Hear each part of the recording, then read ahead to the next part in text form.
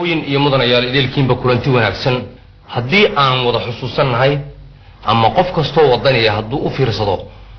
marka uu waraaqo rasmi ah xafiis dawladeed uga baahdo ama waraaqaha uu ku dhoofo oo kamid yahay baasaboorka iyo wixii kale la midaba waxa ku taala sumad qaran oo ka kooban in laba gol xad oo kala jeeda gaashaan dhaxda u yaala iyo caleen ku hareeraysan oo inta meel la isku geeyo noqotay shaabad ama sumadii qaranka haddii aan taariikhda dib u raacno halkay ka timid sumadaasi goorma ayay samaysantay ayaase in sameeyay oo qaban qaabiyay kana fikray inay saas u dhacaan runaantii dad fara badan waxa laga yaabaa inaan ogeyn sababtuna waxa ay tahay laga mahadlin intaasi dalkeenu gobonimadiisa u haysteen waxaana runaantii marka loo dhaba galo shakhsiga wadaniga ee sameeyay la yiraahdana xasan roob laqayaad حسن رب لقياد وحا ودشay sanadku markii uu ahaa 1937 waxaana ku dhashay magaalada Dakhil waxaana uu kamid ahaa muwaadiniintii ugu horreeyay ee iyagu ka dhidhiyay gumaysiga hubkana qaatay ee yiri waxa aan ka xoreynaa dalka hubkaas waxaan ku xoreynaa dalka iyaga hooyo waxaana uu kamid noqday in jabhadii FLCS waxaana intii uu joogay laajinimada ugu maqnaa dalkaas Soomaaliya حسن روبله وka fikray astaan ama sumad uu sameeyo ciidamadii jabhada waxa taas ay dhalisay fikradan noqon doonta marka dambe in sumada qaran waxa hadaba amuurtaasi markii uu xasan qabiya iyadoo qolbasiida faqiya tiray waxa ay noqotay kama dambeyntii in amuurtaasi la horkeeno gudiyo in ciidamadaasi ka kooban oo iyagu ka fikra bal sidii astaan qaran ay u yeelan lahaayeen nasiib wanaag waxa soo gaaray waqtiyowgii dalkeena gobonimadiisa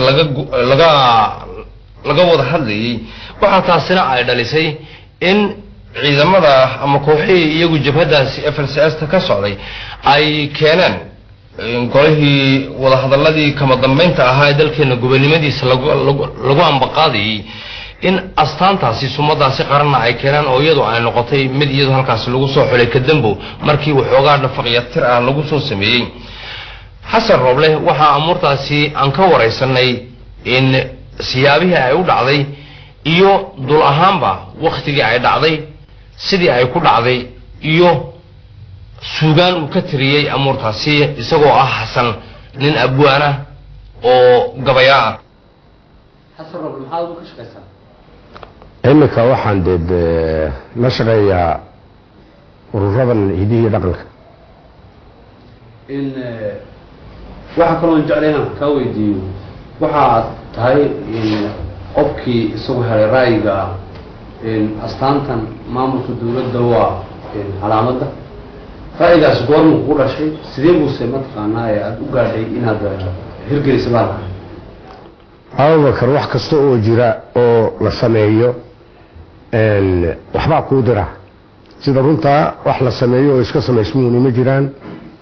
hawl la yaqaabilsiiyay oo la xisaaray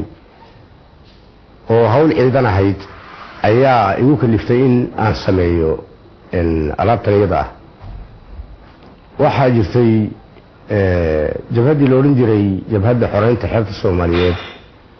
oo anigu ragii asaasay aan ahayn saacadii aan ka qayb galay 1967 bishii Juune ayaa la yaqaabilsiiyay inaan asaaso ciidamo dagaalama oo naftoodayaala meel aynaho waqooyiga Soomaaliya ku taala oo ku haboon xagga gaboodka iyo xagga dhowrsoonida bayaan degnay kulkan ku jirnay bil iyo 10 cisho tababarkii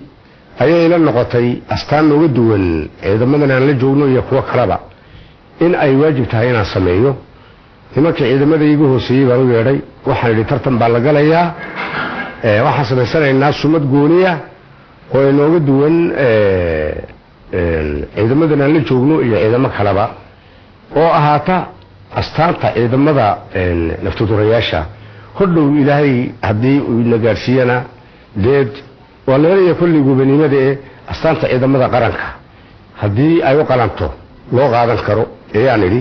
sidaasan ku sameeyey tartan baa la galay aniga la afar ayaan soo sameynay taydii baa la qaatay sidana ma ahayn si ka duwan bay ahayd saasan u sameeyay Abubakar geedi dheerna way soo qaadatay ma noo sheegi karaysaa haddaba nooca ugu horeeyay samaysay iyo sidii ay isku bedeshay sida aan kulkiiba ku iri nimankii aan ku amriyay arrintan amba anigu aan goostay waxaa jirta dawladaha Afrika in laba waran oo isweydaarsan iyo gaashaan ay badiyaaba samaystaan waxaan ku iri arrintan sameynayna waa astaan ciidan waa kow ha ahaatee mindaynu ugu horeeyay waa inayna noqon laba ta saddexaad Afrika gaashaankii waranka waa la wadaagnaa hase ahaatee habkooda loo sameyn maayo golxad oo ayna leeyahay baa ku jiraya nin walba sida kula taw sameey marka kolkii u horeysay anigu waxaan sameeyay bal waran iyo gaashaan xagga sare ah oo laba golxad oo isweydaarsan ay gaashaanka dul yihiin taas ay ugu horeysay wayna noqon weyday waxaan sameeyay haddana warankii iyo laba golxad oo isweydaarsan xagga hoose ah iyo gaashaanka xagga sare ah wayna noqon weyday waan bedelay sidaa imika ay tahay oo labada golxad ay iska soo horjeedo gacmahana ay lahayn caleemuhuna caleemaha adduunku waa isticmaale caleemtan iska caadiga ah dawladaha iyo shirkaduhu ay samaystaan bay ahaayeen sidaasay ahayd markii la iiri sidan baa fiican hasaatay anigu kollaba ma gudoomin garaadkaygu sidaa ay maanta tahay waxay ku timiday marshanaadkii golxadadu kala duwo caleemahan calamo gacmahoonu helo oo aad iyo aad farxad weyn igu ahayd saasay ku dhammaatay waxaanan ka daabacay madbacadda qaranka ee Soomaaliya saasay lagu war xasan marba mar haddaad ka mid tahay ragga dhaqanka iyo hidaha aqoonta wada dalkan Jamhuuriyadda Djibouti ma jira haddaba wax tix ama gabay ama yaraar wax aad ka tirisay amuurtaasi astaanteen ka hadlayn mahadsanid aad iyo aad baan kuugu bogayaa Abubakar aad baad u mahadsan tahay